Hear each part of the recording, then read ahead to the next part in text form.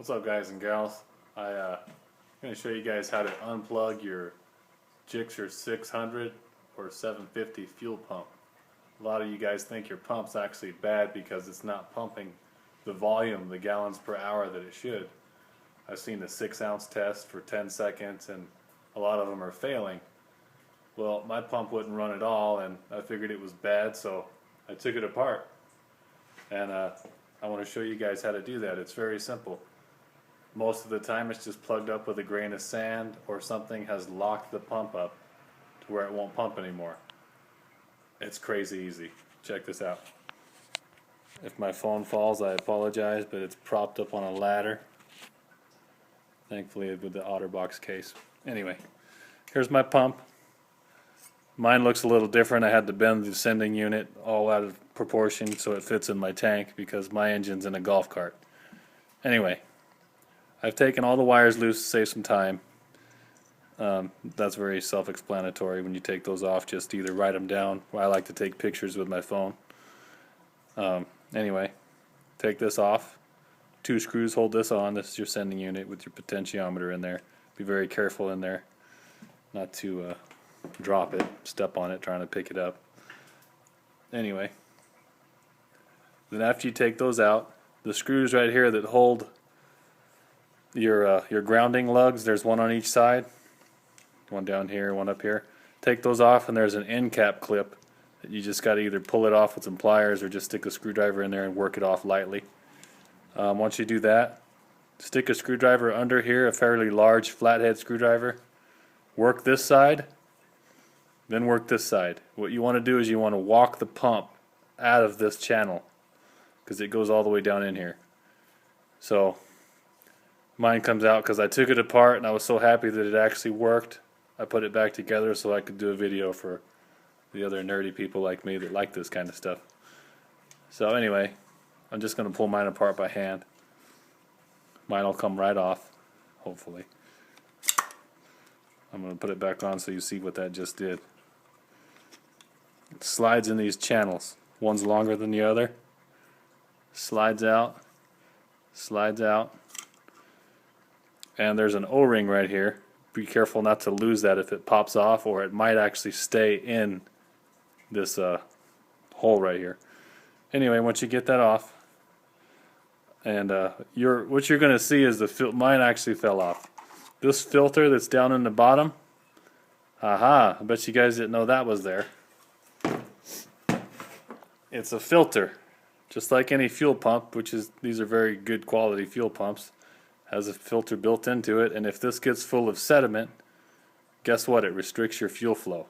So you guys that are thinking you have a bad fuel pump, it's actually this. And you could probably backwash it, which is what I'm going to do. Mine's an 07 with only 3,000 miles on the engine, which I don't know if I can believe that, but I'm going to backwash it anyway because I got it out. Just, you could either use water or whatever you want, just make sure it's dry. I'm just going to soak it with gasoline and blow it out with air through this hole. But anyway, that went on here, lined up just like you see, pops right on. And this whole thing is what was slid down in there. So when you take your pump apart, you're going to see it like this. And everything is plastic. Just be careful, have patience. It comes off. Once you get that off out of the way, you'll see a clip here on this side and another one on the other side. Pop these off. I did mine on the tailgate of my truck in case I dropped something.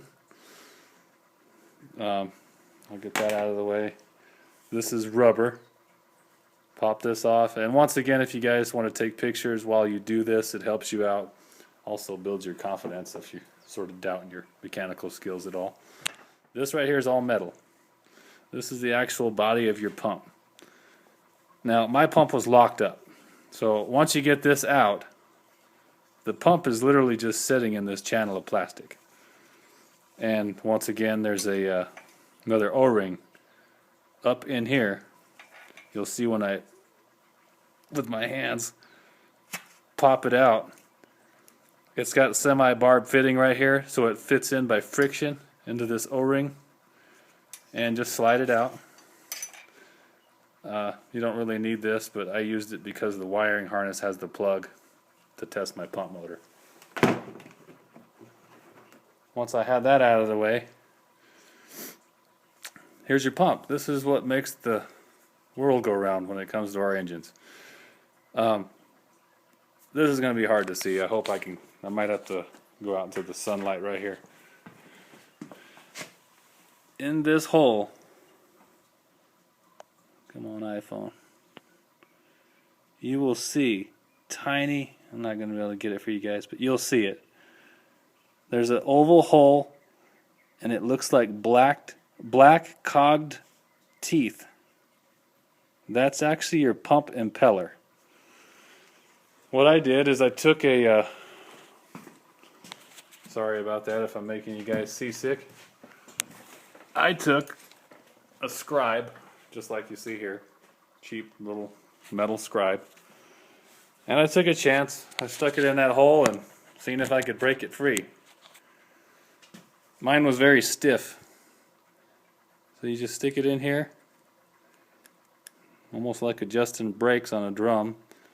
Just work the teeth back and forth. If it feels really, really stiff, put some oil in here. Oil's not going to hurt anything. It'll burn it. So I worked mine free, blew air through here. Careful, because it blows back out of this little hole. It'll shoot you right in the eyes if there's any gas in there. Wear safety glasses if you're that type. But it'll also come out of this side.